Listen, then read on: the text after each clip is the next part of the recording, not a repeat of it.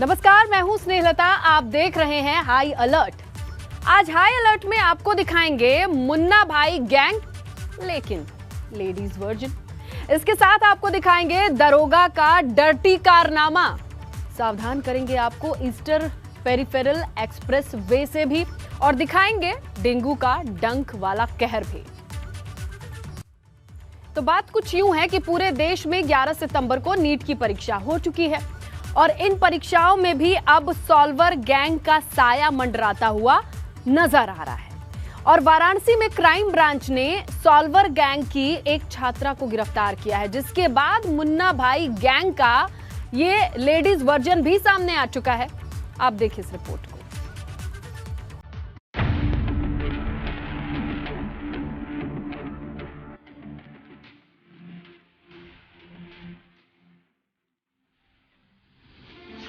NEET exam में solver gang का साया। सॉल्वर गैंग लड़कियों की एंट्री का खुलासा।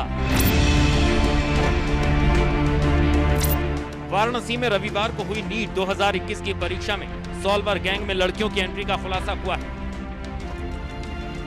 जिसमें पुलिस ने बीएचयू की छात्रा को दूसरे की जगह परीक्षा देते हुए पकड़ा। क्राइम ब्रांच की टीम ने लड़की को गिरफ्तार कर लिया। लड़की से गैंग के अन्य सदस्यों के बारे में पूछताछ जारी है। क्राइम ब्रांच की पूछताछ में खुलासा हुआ कि लड़की बीएचयू के बीए सेकंड ईयर की छात्रा है। वाराणसी में पहली बार ऐसा मामला सामने आया। क्राइम ब्रांच ने मां बेटी को किया गिरफ्तार। गैंग का मास्टरमाइंड है पटना का पीके। क्राइम ब्रांच ने छात्रा के साथ उसकी मां को भी गिरफ्तार किया। इस गैंग का मास्टरमाइंड बिहार की राजधानी पटना का रहने वाला बताया जा रहा है। अभी तक की जानकारी में गैंग में केजीएमयू लखनऊ का एक डॉक्टर भी शामिल है, जिसकी अहम भूमिका है। इस गैंग का नेटवर्क पूर्वोत्तर राज्यों तक फैला बताया जा रहा है। पुलिस के मुताबिक नीट परीक्षा में सॉल्वर गैंग के ऊपर नजर रखने के लिए बकायदा क्राइम ब्रांच की टीम गठित की गई थी। इसी टीम ने नीट परीक्षा के लिए सारनाथ स्थित एक सेंटर पर शक के आधार पर लड़की को पकड़ा। पूछताछ में खुलासा हुआ कि लड़की दूसरे की जगह परीक्षा दे रही थी। पुलिस कमिश्नर के मुताबिक ये डील 5 लाख रुपए में हुई थी। वाराणसी कमिश्नरेट की नजर अब साल्वर गैंग पर है। जी हां, नीट परीक्षा में साल्वर गैंग का खुलासा हुआ है। 2 महिला सदस्य पकड़ी गई हैं, जिसमें से एक सदस्य बीएचयू की छात्रा भी है। ये पूरा नेटवर्क पटना से संचालित हो रहा है। पीके नाम का सदस्य इस नेटवर्क को संचालित कर रहा है और केजीएमयू के डॉक्टर की भी भूमिका इस पूरे मामले में संदिग्ध बताई जा रही है। वाराणसी कमिश्नरेट 2 पकड़ी गई महिला सदस्यों से लगातार पूछताछ कर रही है और उनकी निशानदेही पर छापेमारी की कार्रवाई की जा रही है। सॉल्वर गैंग का नेटवर्क तेजी से प्रतियोगी परीक्षाओं में सेंध लगा रहा है। नीट की परीक्षा पहली नहीं है जिसमें सॉल्वर गैंग का साया नजर आया है। इससे पहले भी टीचर भर्ती और एमबीबीएस सहित कई अहम एंट्रेंस एग्जाम में भी सॉल्वर पकड़े जा चुके हैं, लेकिन अभी तक जांच टीमें इनके नेटवर्क की जड़ों तक पहुंच पाने में नाकाम रही हैं। वाराणसी से Nitish Pandey, ABP Ganga.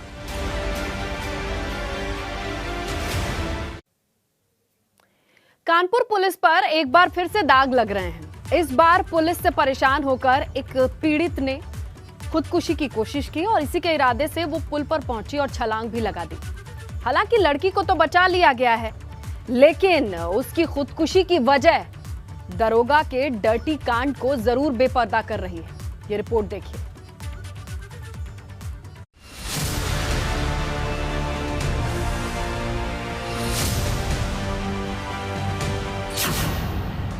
Traffic police inspector पर रेप के आरोप।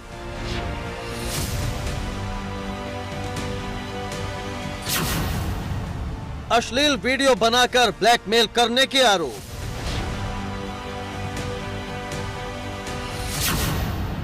रेप पीड़िता ने गंगा पुल से लगाई छलांग। कानपुर के जाजमऊ चुंगी इलाके में उस वक्त हड़कंप मच गया जब लोगों ने गंगा पुल से एक युवती को छलांग लगाते देखा। आनन फानन में वहां मौजूद पुलिस कर्मियों ने गोताखोरों की टीम लगाई और गंगा के तेज बहाव से लड़की को बाहर निकाला गया। होश में आने के बाद जब लड़की ने पुलिस को खुदकुशी की वजह बताई तो सबके होश उड़ गए। लड़की कानपुर ट्रैफिक पुलिस में तैनात एक सब इंस्पेक्टर से परेशान थी। जो उसे पिछले काफी वक्त से ब्लैकमेल कर रहा था। टीएसआई की हरकतों से परेशान होकर उसने खुदकुशी की कोशिश की।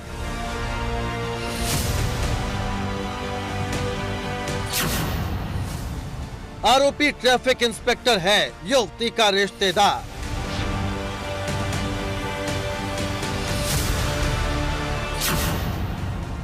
आठ महीने तक ब्लैकमेल करता रहा बलात्कार।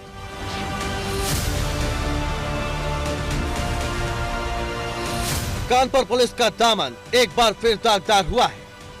गंगा में छलांग लगाने वाली युवती मिर्जापुर की रहने वाली है और रेप का आरोपी ट्रैफिक सब इंस्पेक्टर उस युवती का रिश्ते में फूफा लगता है। आरोप है कि कानपुर ट्रैफिक पुलिस में तैनात दारोगा गिरजा शंकर तिवारी की जनवरी 2021 में प्रयागराज में माघ मेले में ड्यूटी लगी थी। इस दौरान उसने पीड़ित युवती को परिवार के साथ प्रयागराज घूमने के लिए बुलाया और होटल में जूस में नशीली गोलियां देकर उसके साथ दुष्कर्म किया और अश्लील वीडियो बना लिया। इसके बाद वीडियो वायरल करने की धमकी देकर 8 महीने से उसके साथ लगातार रेप कर रहा था। मिर्जापुर की रहने वाली एक महिला ने कानपुर में तैनात एक टीएसआई पर बलात्कार करने और अश्लील वीडियो बनाकर ब्लैकमेल करने का आरोप लगाया है। चौंकाने वाला मामला सामने आने के बाद पुलिस प्रशासन में हड़कंप मचा हुआ है। ताज्जुब की बात यह है कि जिस महिला ने आरोप लगाया है वो टीएसआई की रिश्ते में भतीजी लगती है। महिला ने साफ तौर पर आरोप लगाया है कि न सिर्फ उसके साथ कई बार दुष्कर्म किया गया बल्कि उसका अश्लील वीडियो बनाकर वायरल करने की बात भी कही गई। हालांकि मौके पर मौजूद पुलिस ने गोताखोरों की मदद से युवती की जान बचा ली है, लेकिन अभी उसके रेप के आरोपी ट्रैफिक पुलिस के सब इंस्पेक्टर पर कार्रवाई होना बाकी है। सूचना के बाद मौके पर आला अधिकारी भी पहुंचे। पुलिस को युवती ने बताया कि 10 सितंबर को आरोपी ने उसे किसी काम से कानपुर बुलाया, फिर उसे चकेरी मोड़ स्थित अपने कमरे में ले गया, जहां आरोपी ने अपने बेटे के साथ मिलकर मारपीट की। पीड़िता की शिकायत पर आरोपी टीएसआई और उसके बेटे पर केस दर्ज कर लिया गया है और अधिकारियों ने जांच के आदेश दे दिए हैं। कि कल एक सूचना मिली थी कि एक महिला है, उसने मतलब नदी में कूद के, गंगा नदी में कूद के प्रयास किया था जान देने का। तो वहाँ पे जो लोकल मल्लाह थे उन्होंने उसको बचाया और तत्काल फिर पुलिस को सूचना दी। पुलिस वहाँ मौके पे पहुँची और महिला को तुरंत इलाज के लिए लेके गई। जब वो महिला ठीक हो गई तो उनसे पूरी जानकारी की गई। तो उनकी तहरीर पे, महिला की तहरीर पे एक मुकदमा हमने जो है रेप का पंजीकृत कर लिया गया है और जो विधिक कार्रवाई वो आगे की जा रही है। यह वारदात न केवल पुलिस विभाग के लिए बल्कि रिश्तों को भी शर्मसार करने वाली है। पुलिस को जल्द से जल्द ऐसे लोगों के खिलाफ कार्रवाई कर उन्हें सलाखों के पीछे पहुंचाना होगा ताकि ऐसी बीमार मानसिकता के दूसरे लोगों को भी सबक मिल सके। महिला ने गंगा नदी में छलांग लगाकर जान देने की कोशिश की, जिसके बाद उसे बचाया गया और ये प्रकरण सामने आया है। कानपुर की पुलिस ने आरोपी टीएसआई पर मामला दर्ज कर लिया है और महिला का कहना है कि उसे जितना प्रताड़ित किया गया है, आरोपी टीएसआई को दंड दिया जाना चाहिए। कानपुर से कैमरामैन पंकज निगम के साथ रतीश त्रिवेदी, एबीपी गंगा। आइए बात कर लेते हैं ईस्टर्न पेरिफेरल एक्सप्रेस वे की। अगर आप भी इससे सफर कर रहे हैं तो थोड़ा सावधान रहना पड़ेगा, क्योंकि इस एक्सप्रेस वे पर निगरानी करने वाले सीसीटीवी कैमरों के ऊपर अब बदमाशों की नजर पड़ चुकी है। और देखिए किस तरीके से सीसीटीवी पर ही शामत आ गई है एक्सप्रेस पर। यह आफत से कम नहीं है।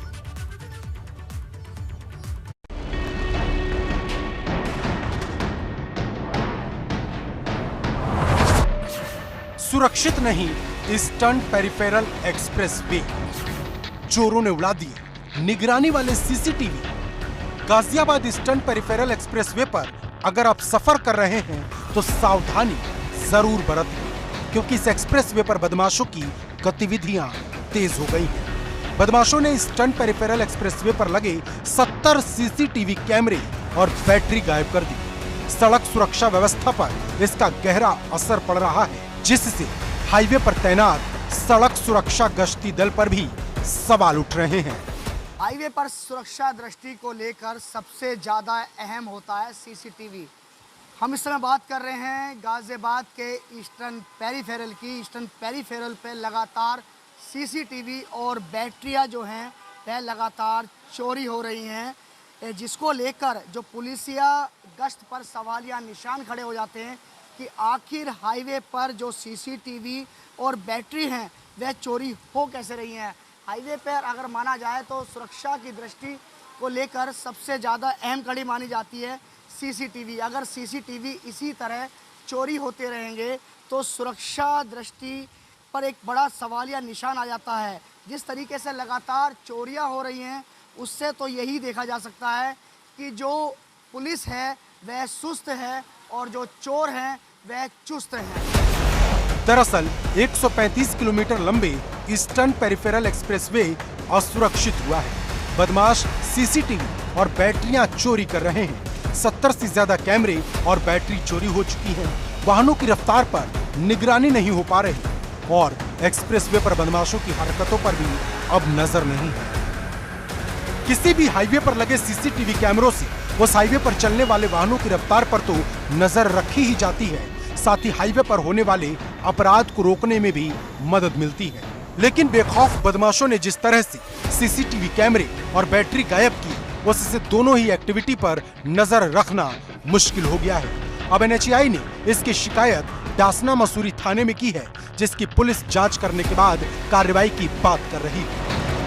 ये जितने भी इस तरह के मामले हुए हैं, कुछ पॉइंट से इस तरह की शिकायतें आई हैं कि बैटरी वगैरह या कैमरे वहां से चोरी किए हैं, तो उन सभी चीज़ों को हम दिखवा रहे हैं क्योंकि कैमरे जहां से भी चोरी हुए हैं तो जो भी लोग हैं जिन्होंने इस तरह का कृत्य किया है वो पक्का उसमें आए होंगे और हम DVR वगैरह लेके उनको चेक करवाएंगे। एक्सप्रेसवे पर गश्त करने वाली पुलिस जिस तरह से सुस्त दिखाई दे रही, उससे हाईवे पर लोगों की रफ्तार हद से ज्यादा तेज हो गई, जिससे एक्सीडेंट का खतरा भी बढ़ रहा है। मौजूदा वक्त में सीसीटीवी कैमरे न होने से अपराधियों पर नजर रखना भी एक बड़ी चुनौती है। गाजियाबाद से शक्ति सिंह, ABP गंगा।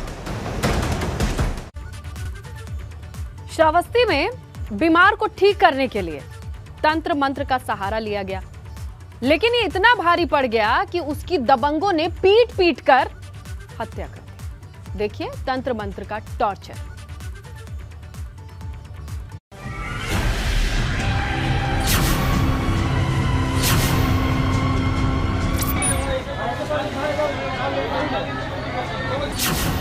तंत्र मंत्र से इलाज के दावे पड़े भारी।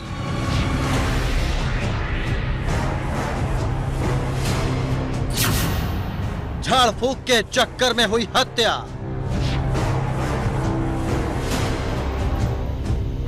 श्रावस्ती में एक खौफनाक वारदात सामने आई है, जहां एक शख्स की लोगों ने पीट पीट कर हत्या कर दी। वारदात उस वक्त अंजाम दी गई जब युवक तंत्र मंत्र से बचने के चक्कर में तांत्रिक के पास से भाग निकला और गांव के घर में छिपने की कोशिश की। युवक के पीछे पीछे उसके परिजन भी भागे, लेकिन युवक को दबंगों ने पकड़ लिया और उसकी जमकर पिटाई की। जैसे हम ब्रह्म बाबा के वहाँ गए। कौन से ब्रह्म बाबा? अरे दर्जनपुरवा के बिलेलक बीच में, बड़ेरी के बीच में। कौन सा थाना लगता है? ये थाना लागत है गिलोला। अच्छा, फिर क्या हुआ? अब वहाँ लेके गए इसका दिखावे। अब वहाँ से आज भागा है लड़का, जो लड़का भागा उसके पीछे हम चहेते रहे और वहाँ से भागत तिगत आय कर जाके एक ताल पड़ा, उस तलवा में कूद के निकल आया। तंत्र मंत्र के खौफ से भागने की मिली सजा।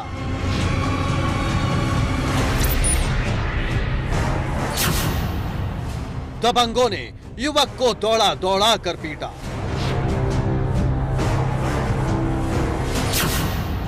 सनसनीखेज वारदात गिलौला थाना क्षेत्र के रायपुर बिलेला गांव की है।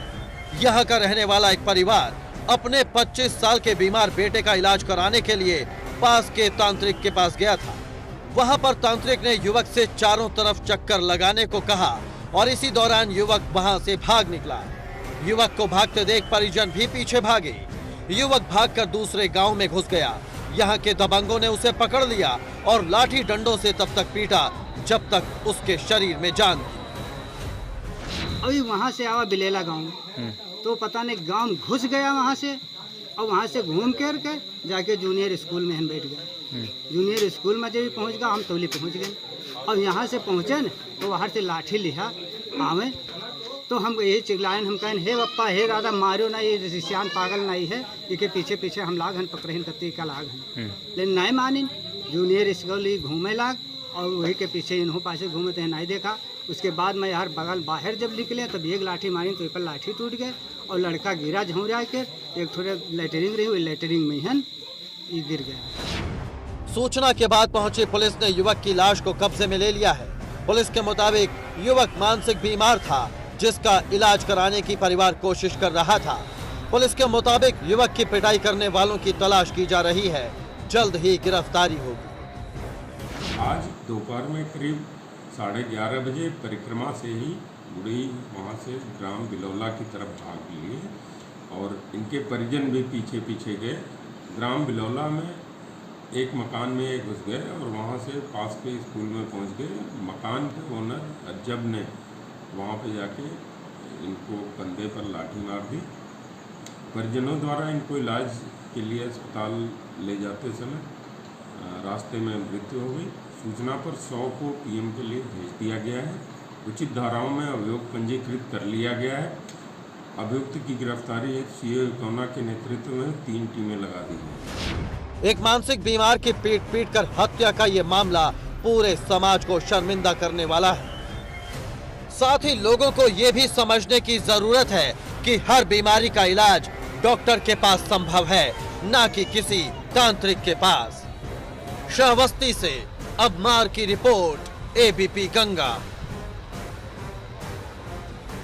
तो डेंगू का देश निकाला, वो बात नहीं है। कहानी ये है कि डेंगू की एंट्री और लोगों को अपने घर से बाहर जाना पड़ रहा है, क्योंकि डेंगू के डंक से इस कदर लोग खौफजदा हैं कि कानपुर के एक गांव के लोग अपने घरों को छोड़ करके पलायन कर रहे हैं। और सिर्फ कानपुर तक ये बात नहीं है, प्रयागराज, वाराणसी, गाजियाबाद में भी डेंगू का कितना असर है, समझिए इस रिपोर्ट।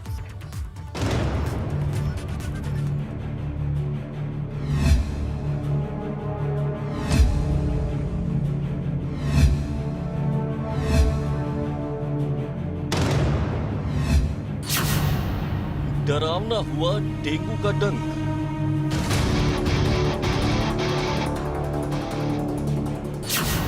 डेंगू की दहशत से पलायन।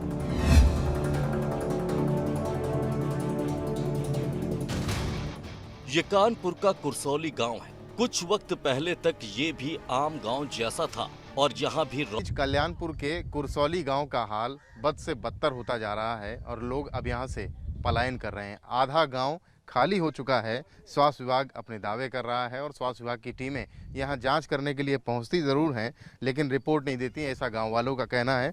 गांव के कई सारे लोग यहां पर इकट्ठा हैं, चर्चा कर रहे हैं, उनसे बात कर लें। दादा क्या नाम है आपका? गोवर्धन। अच्छा दादा, ये गाँव काहे खाली हो रहा है? गाँव बीमारी से खाली हो रहा है। एक दूसरे देख करके जो है वो भी भग रहे हैं और भग के निकल गए। देखिए अधिकारी हम लोग तो सुनते नहीं, वो आए जो मतलब वैसा आदमी है उस वहीं तक सीमित रहे, उन्हीं से जानकारी ले चले गए। पॉजिटिव थे वो पॉजिटिव बताए जा रहे हैं, जो नहीं पॉजिटिव उनको रिपोर्ट नहीं दी जा रही, तुम पॉजिटिव हो या नहीं हो।